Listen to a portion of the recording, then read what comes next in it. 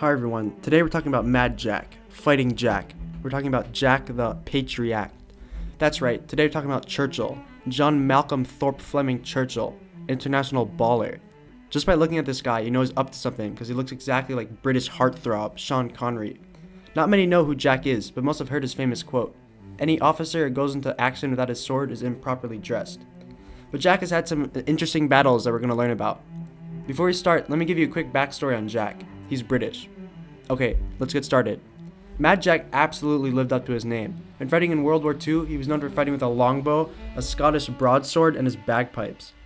France, May 1940. Churchill and his men were ambushed by a German patrol near Les Ypres. Churchill gave the signal to attack by raising his longsword.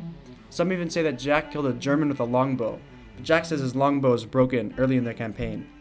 In Norway 1941, while raiding a German garrison in wherever the hell this is, Norway, when jumping out of his landing craft, Jack played his bagpipe, threw a grenade, and then charged, a sword drawn, into battle. In Yugoslavia 1944, as part of the Maclean missions, he was ordered to raid the German-held island of Broch. Churchill's bagpipes signaled the commandos to battle. However, after being strafed by an RAF Spitfire, Churchill decided to withdraw for the night and relaunched the attack the following morning. The following morning, Churchill leading the elements from the 40 Commando. Only Churchill and 6 others managed to reach the objective, as a mortar shell killed or wounded everyone but Churchill, who was playing "Will Ye No Come Back Again" on his pipes as the Germans advanced. He was knocked unconscious by grenades and captured. Believing that he might be related to Winston Churchill, the German military intelligence had Churchill flown to Berlin for interrogation. Afterwards, he was transferred to a special compound for prominent prisoners of war, including some actual suspected relatives of Winston Churchill, within the grounds of Sachsenhausen concentration camp. In September 1944, Churchill, 3 Royal Air Force officers, and Major Ronnie Dodge escaped Sachsenhausen using a tunnel dug by themselves in secret. Churchill and Royal Air Force officer Bertram James attempted to walk to the Baltic coast.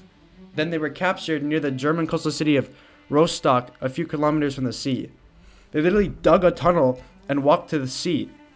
In late April 1945, Churchill and about 140 prominent concentration camp inmates were transferred to Tyrol, guarded by SS troops.